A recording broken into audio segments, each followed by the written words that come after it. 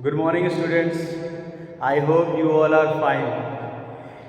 In my previous video, I teach you about the journal entries.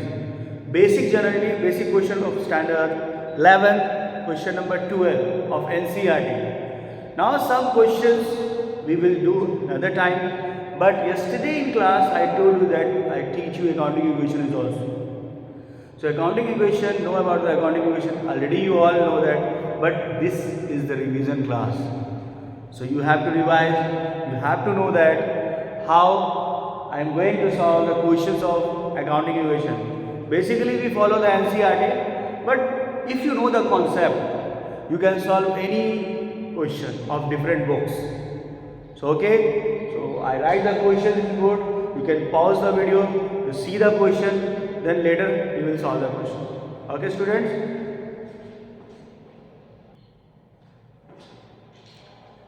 Students तो ये सारे question है according basic question मतलब छाट के क्वेश्चन दिए हैं।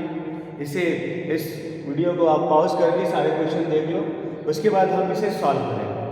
ओके स्टूडेंट, सारे क्वेश्चन लिख लो। ओके स्टूडेंट, तो क्वेश्चंस आपने लिख लिया होगा आई थिंक। अब सॉल्व करते हैं। फॉर्मेट देख लीजिए अकॉर्डिंग इक्वेशन का, serial number, transactions, asset is equal to liabilities plus credit.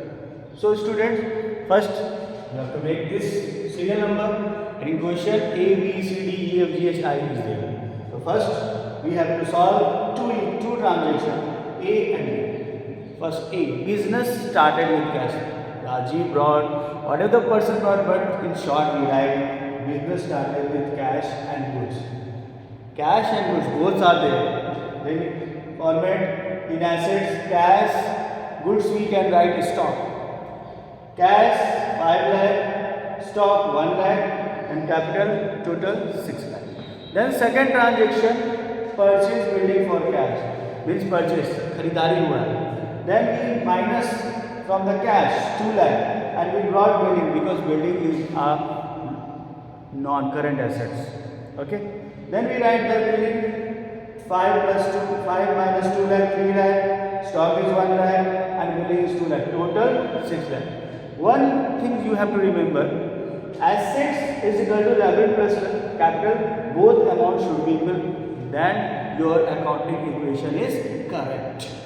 Okay, going to the next transaction.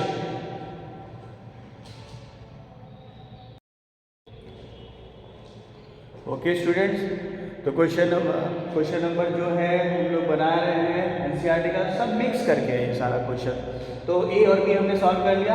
Now see में क्या था, paid insurance premium, then what paid, तो in accounting equation paid that mean we have to deduct with cash 3000 deduct, then also it effect from the capital, ये capital से भी minus हो जाएगा, 3000 इधर और 3000 इधर। तो फिर हर एक एंट्री के बाद याद रखना students, in accounting equation we have to solve A and B first, then we calculate, then serial wise C, D or 3, 4, 1 part. Okay, then again we have to write new equation, not combine two, दो को साथ में नहीं करना। New equation के बाद एक serial कर लो, उसके बाद न्यू इक्वेशन बनाते जाओ। Then new equation is cash 2,97,000, stock 1 lakh and building 2 lakh. Total we calculate, that is 5,97,000. Both assets is equal to liability plus capital is equal. Okay. Now next B. ध्यान से समझना, sold goods to Amit cost ₹25,000 और इसे बेचा कितना गया था 36,000. It is written in the question. 25,000 का गुड्स को 36,000 में बेचा गया, 25,000 goods sold in 36,000. That means ये क्या है, प्रॉफिट ही हो रहा है। 25,000 के गुड्स को 36,000 में बेच रहे हैं। तो सबसे पहले हम लोग क्या करेंगे स्टूडेंट्स, स्टॉक से 25,000 लेस कर देंगे और कैश में 36,000 प्लस कर देंगे। कैश मेरे को आ रहा, स्टॉक मेरा 25,000 का चला गया, लेकिन बेनिफिट कितना का हुआ, तो हम क्या करेंगे, कंपैरिजन करेंगे, तो देखेंगे 11,000 का बेनिफिट हुआ, that benefit goes to capital account. फिर न्यू इक्वेशन बनाएंगे, तो ये दोनों को जोड़ेंगे, तो 3,33,000 प्लस, तो माइनस कर देंगे 75,000 plus 2 lakh is equal to 6,08,000। इसे हम टोटल करके देख लेंगे तो ये मेरा वही सेम होगा। ओके, नेक्स्ट क्वेश्चन हम लोग देखते हैं ई रेंट आउटस्टैंडिंग। तो फटाक से लिखेंगे रेंट आउटस्टैंडिंग। कितना दिया हुआ है रेंट आउटस्टैंडिंग? 5,000। तो ये रेंट आउटस्टैंडिंग पैसा अभी मिला नहीं है, मिलेगा। तो इसके इफेक्ट को हम लोग सीधा लायबिलिटी में लिख देंगे। यहाँ पे हेडिंग लिखेंगे रेंट आउटस्टैंडिंग और यहाँ पे हम लोग डायरेक्ट 5,000 लिख देंगे। और स्टूडेंट्स ये 5,000 कैपिटल से माइनस होगा, इससे एसेट में कोई भी इफेक्ट नहीं होगा। तो ये 5,000 हमने यहाँ लिखा और ये 5,000 हम कैपिटल से माइनस कर देंगे। तो ये मेरा न्यू क्वेश्चन बना। ध्यान से देखिएगा, रेंट आउटस्टैंडिंग का कोई भी term we are not put in the asset, we all calculate in the liability side.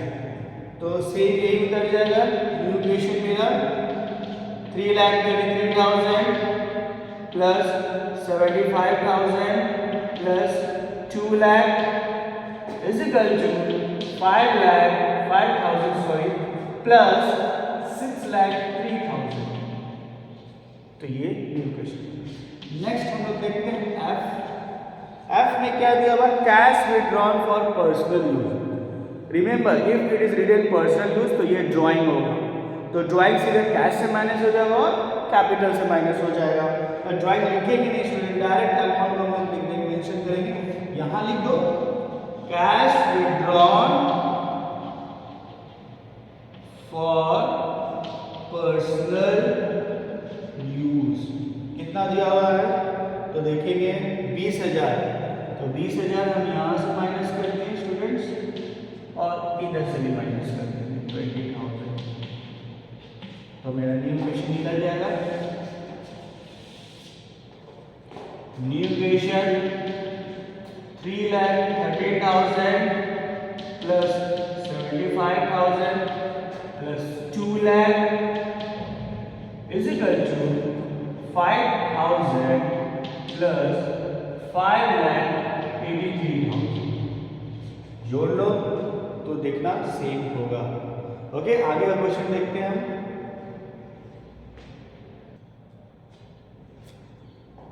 Okay students, तो दो और बचा हुआ है जी और H.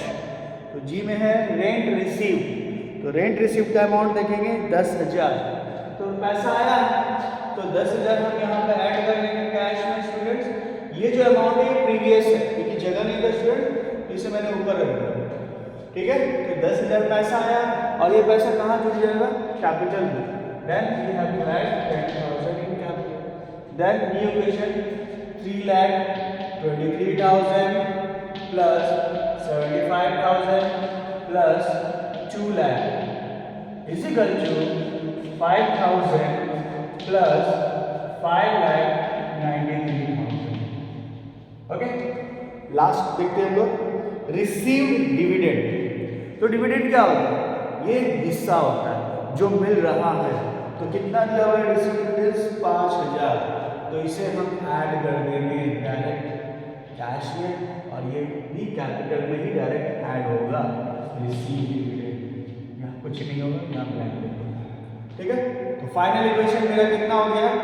3,28,000 plus 75,000 plus 2 lakh is equal to 5,000 plus 5,98,000। ठीक है सर, तो ये क्वेश्चन सॉल्व। इस कभी कभी क्वेश्चन में दिया जाता है कि बैलेंस शीट भी आप बना के दिखाइए। ऐसे भी प्रूफ कर देंगे हम लोग का सही है। तो बैलेंस शीट बनाता हूँ, देखो एकदम शॉर्ट में बता रहा हूँ बैलेंस शीट। ठीक है, आप ऐसे लिखो एज ऑन 31 मार्च। ठीक है, जो भी ईयर रहा एक बैलेंस शीट बना देते हैं। लायबिलिटीज हमेशा याद रखना, लेफ्ट हैंड साइड में लायबिलिटीज होगा। ठीक है, एसेट्स। तो एसेट्स के कितने हैं? यहाँ पे लिख दो कैश। कैश का टोटल कितना है? 3,28,000। ठीक है, स्टॉक का टोटल कितना है? 75,000। ठीक है, बिल्डिंग का टोटल कितना है? 2 लाख। अब आ जाओ लायबिलिटी साइड में, कैपिटल लिखते हैं लेकिन उससे पहले रेट आउटस्टैंडिंग दिया हुआ है, रेट आउटस्टैंडिंग शॉर्ट में वही लिखे हैं 5000, देन कैपिटल डायरेक्ट कैपिटल लिख देंगे 5,98,000। तो टोटल करो तो देखेंगे हम लोग 6,03,000, 6,03,000। इसको भी टोटल करेंगे तो 6,03,000। That means our accounting question is 100% correct and balance sheet is also match। एक क्वेश्चन है वो मैं लिखवा देता हूँ एक्स्ट्रा में, ठीक है, ताकि आप सभी को याद रहे कि बैलेंस शीट का वीडियो को पॉज करके देख लीजिएगा। एक क्वेश्चन मैं दिखाता हूँ, हो सकता है कुछ एक्स्ट्रा क्वेश्चन बच जाए, तो ये भी क्वेश्चन आप देख लो, ठीक है। इसको भी सॉल्व कैसे करेंगे, तो पहले क्वेश्चन दिया हुआ है कि इन्वेस्टेड इन शेयर्स, ट्रांजेक्शन क्या है, इन्वेस्टेड इन शेयर्स। मान लीजिए इन्वेस्टेड इन शेयर रुपीज 20,000, ये मैं तो ऐसे में बता रहा हूँ, बाकी ये क्वेश्चन से रिलेटेड है, ठीक है। मतलब एक क्वेश्चन होता है जो कि वो अलग है, ये भी अलग है, बट ये क्वेश्चन आएगा तो हम कैसे सॉल्व करेंगे। तो इन्वेस्टेड इन शेयर्स में हम इन्वेस्टेड किए, तो एक तरह का इन्वेस्टमेंट है, एक तरह का इन्वेस्टमेंट है। तो यहाँ पे इन्वेस्टमेंट करके कॉलम खोल देना और कैश से 20,000 को घटा देना और यहाँ पे 20,000 लिख देना। That's effects in asset side, not in liability side. तो स्टूडेंट्स, होप ये वीडियो बहुत पसंद आया होगा आपको, ठीक है। अच्छे से सॉल्व करो और किसी तरह का भी कोई भी क्वेश्चन हो, ठीक है, किसी तरह का भी कोई भी क्वेश्चन हो, फ्रीक्वेंटली आस्क, ओके। और ये सारे क्वेश्चन और भी डिफरेंट टाइप के अकाउंटिंग क्वेश्चन का क्वेश्चन देखना, कहीं भी दिक्कत हो तो। आज के लिए स्टूडेंट्स इतना ही, thank you, have a nice day.